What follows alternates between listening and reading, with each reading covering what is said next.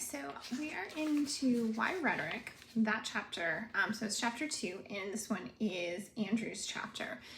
So chapter 2 starts by reading through ancient rhetorical theory. Most of it should sound familiar to you. What we're now seeing are individual theorists' lenses. So we saw a different theorist in the first reading, and now the second two readings for this week are both from Andrew's books. We're seeing a second theorist, so contemporary readings of ancient rhetorical theory. So the first couple of pages, you see Andrew's really breaking that apart, and then by page 18, which is like the third-ish page, you see Andrew's reading it through and really talking about this focus on canon. So really, rhetoricians name the canons of rhetoric starting with the rhetoric ad heredium. So we talked about that last week. We talked about the different parts of it.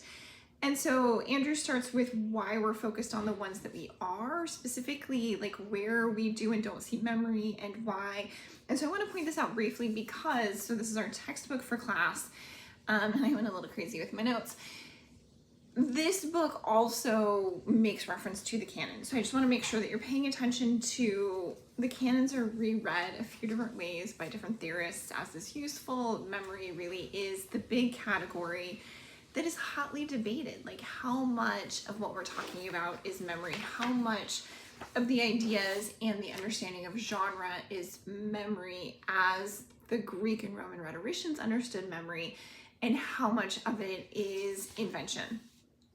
And can we actually tease those two categories apart? Lots of debate, right? So our goal here is not to answer or find the solution to that debate because it's going to be ongoing for a very long time.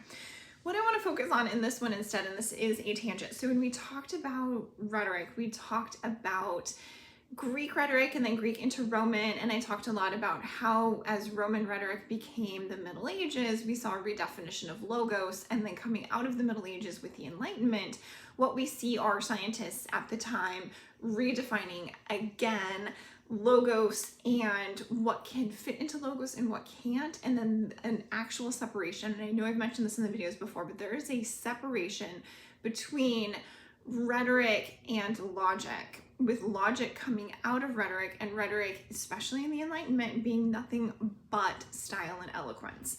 And there's a whole, just theorist after theorist after theorist in this section. We don't have time to cover it all here.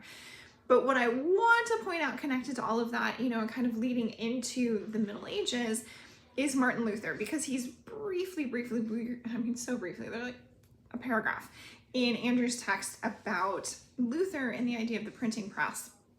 And there are a few things going on here that have an influence on rhetoric, and that rhetoric also influences. So Martin Luther is best known by most of us for nailing the theses to the church walls when he had or took issue with certain edicts that were being passed by the church at the time. And what's really interesting is when the printing press starts to be mass produced, and not mass produced the way that we see things being mass produced, but produced in a high enough volume that we had a distribution of printing presses so that there could be then a distribution of texts, we see a couple things result because of that. The first one, and kind of the biggest one, is we see mass literacy.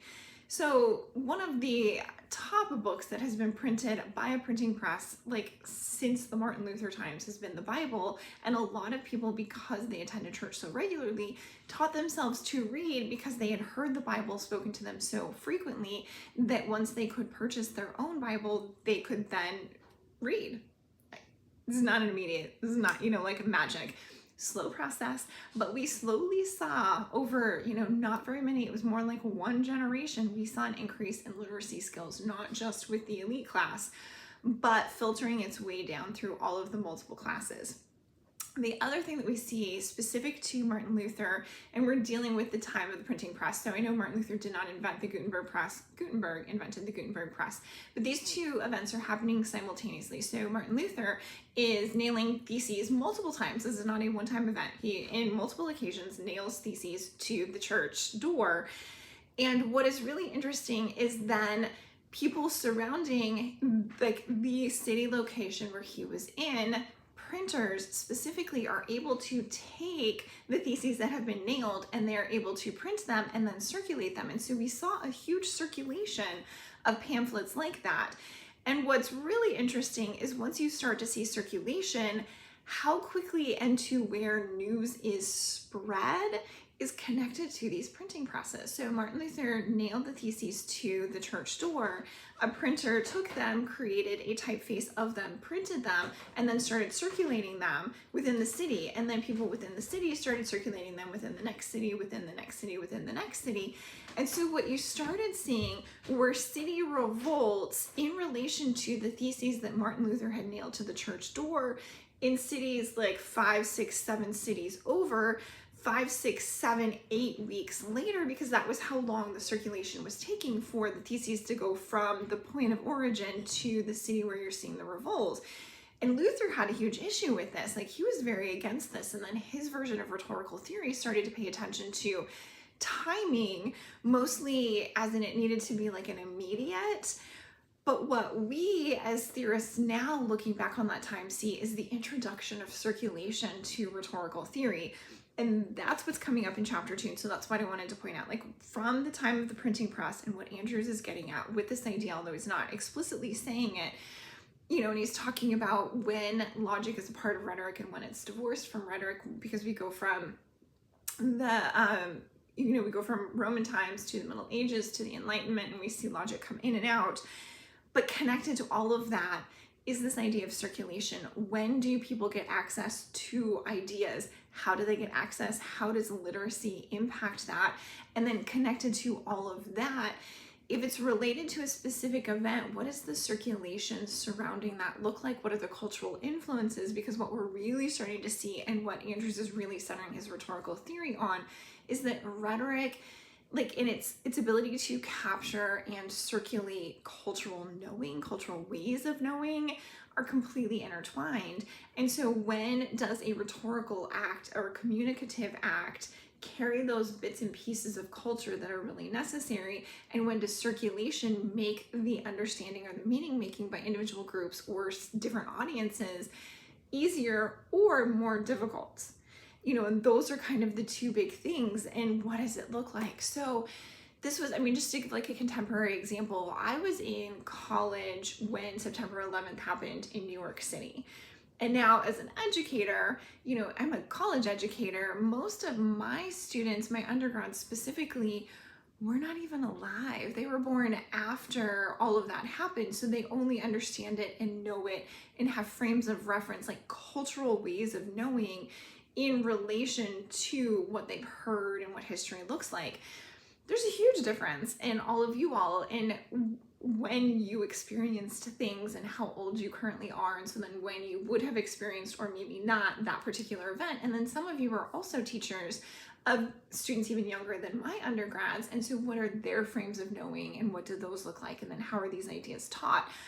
Just saying something like September 11th today in 2025 has completely different circulation than it did 5 years ago, than it did 10 years ago, because of all of those cultural reference. And so that's what we're getting at. I know that that's a huge time period, but we also have a completely different circulation schedule today in contemporary times than Luther would have had. But that's basically what Luther is getting at, is if we imagine nailing the theses to the door of the church and then waiting a generation and having somebody pick them back up again and revolt because of what happened. And, you know, 80-year-old Luther being, what are kids doing today, and shaking his fist because he doesn't understand why it took so, not that why it took so long, he doesn't understand why it's just now being taken up, because he feels that that issue has already been resolved. Like, it's all, the church has taken care of it, the church has dealt with it. I'm fine in my contemporary, but that doesn't mean that all of those ideas have circulated all the way through, and that's what we're looking at. So we still see circulation issues. So sorry, this one little paragraph turned into an almost 10-minute video. Sorry, just to point out, circulation becomes a huge part of this, and then we're gonna see, especially when in this chapter, and then in the next chapter, and then in the book, when literacy comes into it, we've got media literacy, we've got information literacy, and circulation has an impact on all of those. And circulation is connected to, and potentially a part of rhetoric, depending on how we want to define it, because we're not just circulating ideas, we're circulating ideas in a space, in a context, in a genre, with specific language that's connected to certain timing. Because it's circulated, it can be taken up and remixed by somebody else. So new bits of information can be added, small bits of information can be removed, and how all of that operates is really complicated and all under the heading of rhetorical.